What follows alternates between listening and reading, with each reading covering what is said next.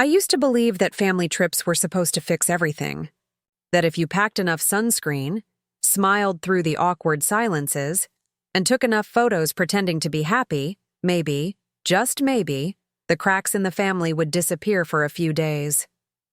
My mother always said, "The sea has a way of washing away tension."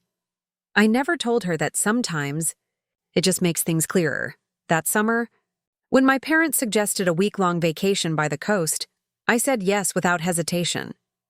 I wanted to believe that maybe things had changed, that maybe Ryan, my older brother, had finally grown up. He had always been the golden boy, the one who made everyone laugh, the one who turned every situation into his personal stage.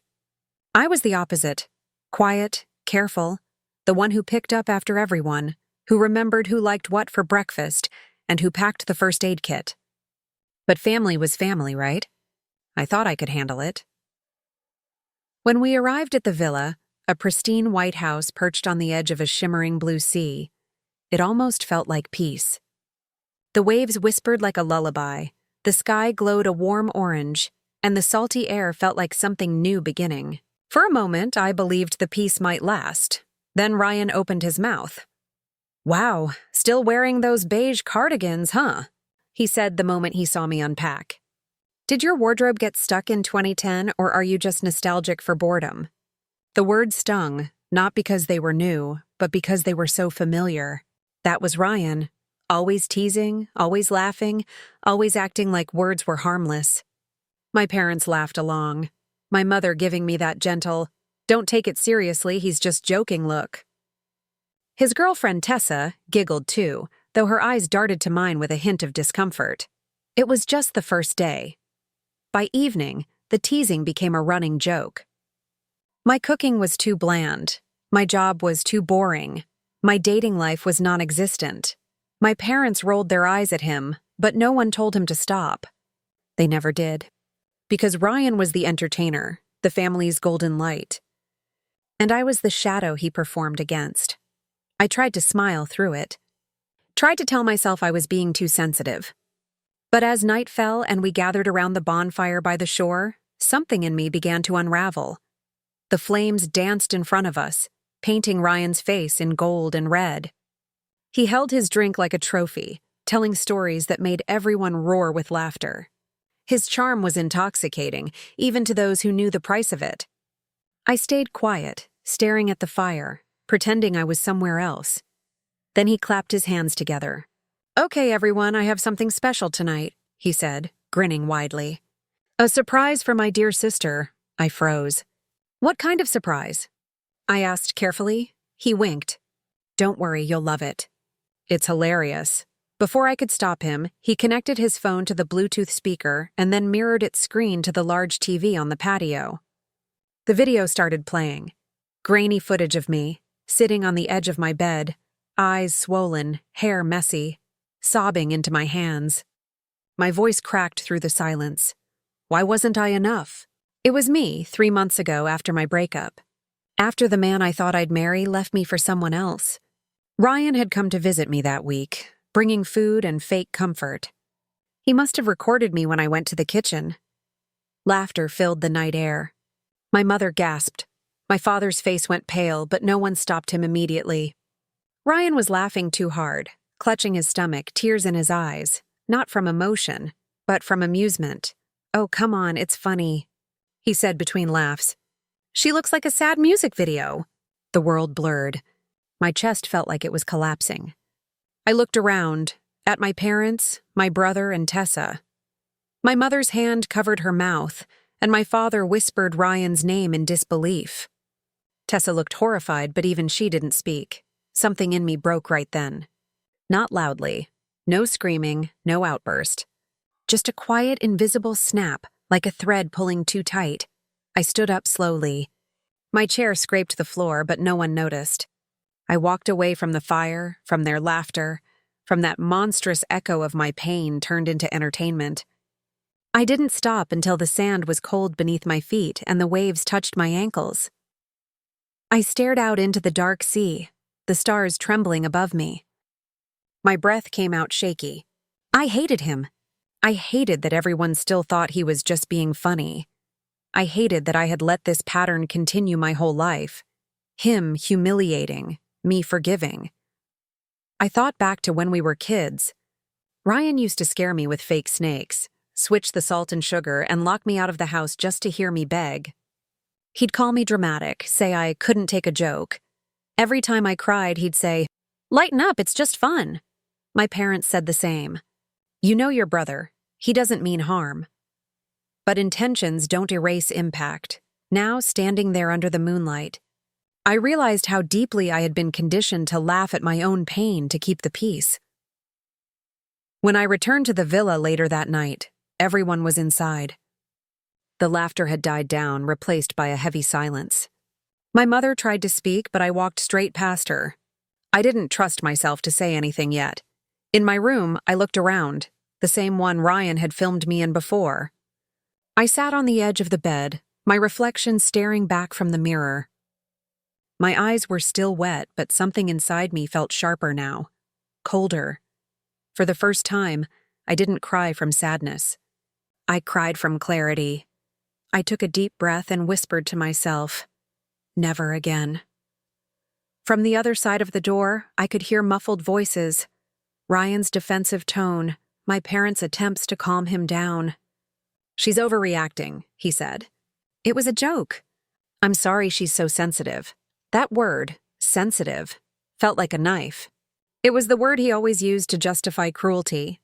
It was the label they all used to silence me. But this time, it didn't silence me. It fueled me. I lay awake for hours, staring at the ceiling, the waves crashing in rhythm outside.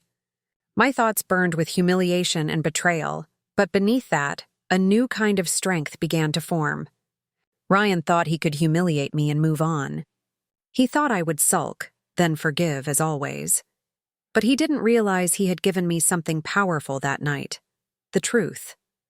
The truth about who he really was, what he really did, and how easily everyone excused it. And I knew, deep down, that I wasn't going to let him win this time. Not with apologies, not with manipulation, not with, "It was just a joke." The next morning, I woke up early. The house was still quiet, the sea calm. I made coffee and stood on the balcony watching the horizon. For the first time, I didn't feel small. I didn't feel like the invisible sister. I felt awake. I knew this trip wouldn't end the way Ryan expected. He wanted attention. He wanted control. But he had handed me his weapon, the phone, the proof, the pattern, and soon, I would turn it back on him. As I watched the sunrise bleed gold into the waves, I smiled. Not because I was healed, but because I was no longer afraid. The sea didn't wash away the pain like my mother said it would. It revealed it. It showed me everything I had buried for years, everything I had endured under the name of family and humor. And now that it was visible, I couldn't unsee it. I finished my coffee, straightened my back, and whispered to the wind, "This trip will end differently." Because this time, the joke was over. And I was done being the punchline. The next morning, the sea was quieter than usual, as if it too had witnessed what happened the night before and was now holding its breath. The sunlight glimmered faintly across the water, soft and gold, but inside me, there was only gray. I sat on the damp sand, watching the waves crawl toward my feet and retreat again, leaving thin, foamy trails behind. The world looked calm, yet I felt a storm building under my skin. I could still hear their laughter echoing in my mind, the sound of Ryan's voice mocking me, the stunned silence that came after. I had spent years telling myself that he didn't mean harm, that his jokes were just his way of showing love. But that video, that wasn't love. That was cruelty dressed as entertainment. And I finally saw it for what it was. Something in me shifted that morning. It wasn't rage exactly. It was sharper, colder. A kind of clarity that comes after heartbreak, when pain transforms into purpose. I didn't want to scream. I didn't want to cry anymore. What I wanted was balance. Not revenge for the sake of vengeance, but truth, for everyone to see him for who he truly was. When I came back inside, the smell of coffee filled the villa. My parents sat at the table, awkwardly quiet. My mother tried to smile, the kind of brittle smile that meant she wanted everything to go back to normal. "Morning, sweetheart," she said softly. "Sleep well?" "Like a baby," I lied, pouring coffee into my cup. Ryan walked in a minute later, his hair messy, his grin intact. "Look who's alive," he joked. "Hey sis, don't be mad, okay? That video was old news. Everyone here knows it was just a joke." I met his eyes. He looked confident again, as if the night before was just a small hiccup in his performance. "You're right," I said lightly. "Maybe I overreacted." He blinked, surprised. "Really?" I shrugged, forcing a smile. "Yeah, maybe I do need to lighten up a bit. Let's do something fun tonight. Game night?" "Like old times," he grinned, relieved to have the upper hand again. "Now that's the sister I know. Yeah, sure, let's do that. I'll even let you win." The table erupted in mild laughter. My parents looked relieved. Tessa smiled faintly, but she didn't look at me. I noticed the way her fingers twisted around her coffee cup. There was something nervous in her posture, something that said she was uncomfortable with the whole thing, but didn't know where to stand. I didn't blame her. People rarely stand up to Ryan. He made sure of that. The day passed slowly. Everyone pretended nothing had happened, but I could feel the tension lurking under the surface, like a tide waiting to pull us all in. Ryan spent most of the afternoon by the pool, playing music, taking selfies with Tessa, and shouting jokes loud enough for the entire neighborhood to hear. I stayed inside pretending to read, but I was watching. When they went swimming, I noticed Ryan's phone was left unattended on the deck chair beside his towel. The same phone that had been connected to the TV the night before. The same phone that turned my heartbreak into his punchline. My chest tightened. My mind whispered, "Don't do it." But my heart whispered louder, "Do it for the girl in that video, the one who deserved better." I picked up the phone. It wasn't even locked. Of course it wasn't. Ryan thought he was untouchable. The moment I opened his gallery, I froze. There were folders, dozens of them. Pranks, LOL moments, best reactions. I scrolled through, and my stomach turned. Videos of friends, co-workers, even Tessa, each one captured in private, embarrassing moments, all turned into jokes. One of the co-workers tripped in the hallway. Another of Tessa crying in an airport because she was afraid of flying. There was even one of our mothers snoring during a family dinner, with the caption, "Queen of Sleep." He didn't discriminate. He humiliated everyone, even the people he claimed to love. A part of me wanted to throw the phone into the ocean right then. But another part of me, the one that had stayed quiet all those years, knew that wasn't enough. I needed everyone to see what I saw. I selected the entire folder and sent it to my email. Then on impulse, I sent it to Tessa too. She deserved to know the truth. The waves crashed harder outside as I pressed send, as if the sea itself approved. When Ryan came back later, he didn't notice a thing. He was in a great mood, joking and drinking like the king of the world. I stayed quiet, my calmness confusing him. "You're being suspiciously nice," he teased, ruffling my hair. "You're not plotting to drown me in the pool, are you?" "Wouldn't dream of it," I replied with a smile that wasn't really a smile. As the evening came, the villa filled with soft music and the smell of grilled food. The golden light of sunset painted everything in warmth, a cruel contrast to what was coming. My parents looked happy again, clinging to the illusion of peace. Tessa sat beside Ryan, her smile brittle. I wondered if she had already checked her email. After dinner, Ryan brought out a board game, but I stopped him. "Let's play something new," I said casually. "Something more exciting?" "It's called Guess the Truth," he laughed. "Guess the truth? Sounds boring already." "Oh, it's not," I said, connecting my phone to the same TV he used the night before. "You'll love this one." Everyone turned to look at the screen as I opened my gallery. My hands were steady. My heart was not.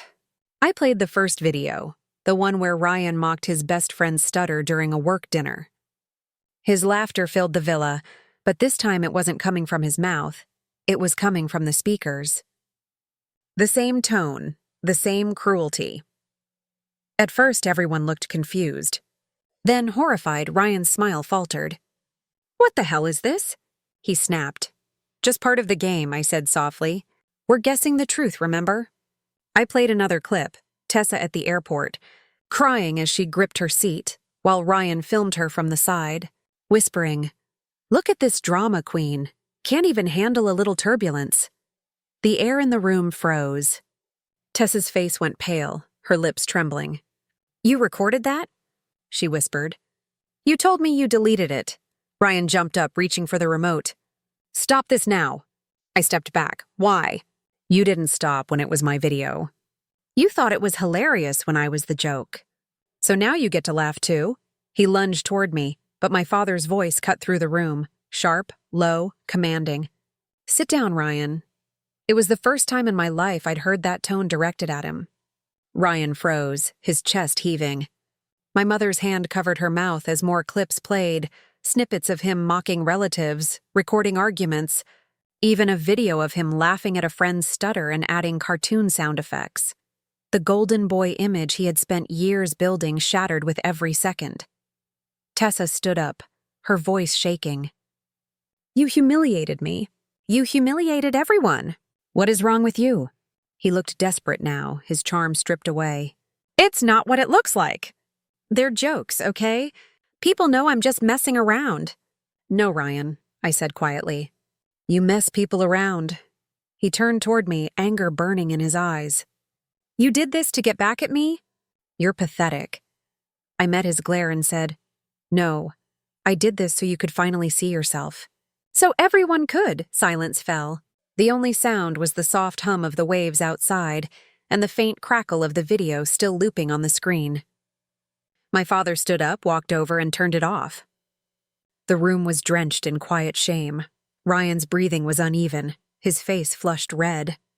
"You think this makes you better than me?" he hissed. "You're vindictive." I looked at him calmly. "No, I'm honest. There's a difference." He slammed his fist on the table, the sound echoing through the villa. "You all act so perfectly. At least I don't pretend." But nobody said a word. Nobody defended him this time. Not even our mother.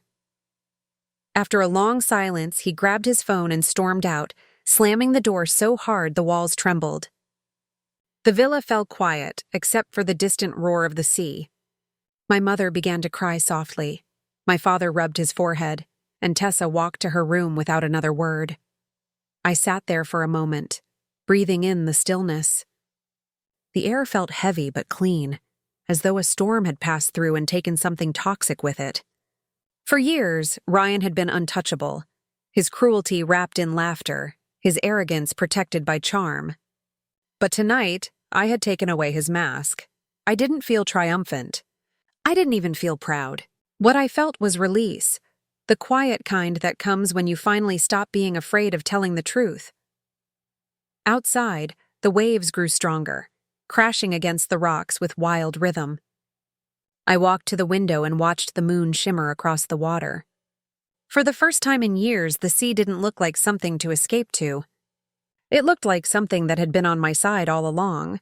Ryan had always loved to be the center of attention. Tonight, he got his wish.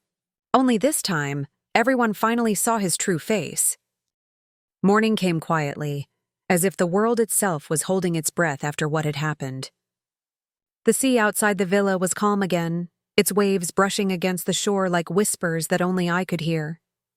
The sun rose shyly, painting the sky in pale pinks and golds, yet inside the house there was no warmth, just a heavy silence that seemed to echo through every wall. For the first time since the trip began, I didn't wake to the sound of laughter, music, or Ryan's voice dominating the morning. Only the ticking of the old wall clock reminded me that time was still moving forward, even if everything else felt suspended. I walked into the kitchen barefoot, the cool tiles grounding me. My mother was already there, sitting at the table with her hands clasped around a mug of untouched tea. Her eyes were swollen, the faint traces of sleeplessness painted across her face. When she looked up, she gave me a small, trembling smile, one that carried both guilt and relief. "Good morning," she said softly, as if she were afraid of disturbing the quiet. "Morning," I replied. My voice sounded stronger than I expected. She hesitated, then reached across the table. I didn't know, she whispered. About all those videos, about what Ryan has been doing. I should have noticed. I should have stopped him long ago. I sat down across from her, watching the steam curl from her cup. For years, I had waited for her to say something like that, for any acknowledgement that what he did wasn't harmless. Now that she finally had it, I didn't feel the triumph I thought I would. Just sadness, the kind that comes when someone realizes the damage only after the fire has already burned the house down. You wanted peace, I said quietly. You always thought keeping things light meant keeping us close. But it just let him get away with everything. Her eyes filled with tears, but she didn't look away. You're right, she whispered. I thought it was better to laugh than to fight. I didn't realize silence can wound deeper than words. Before I could respond, my father entered.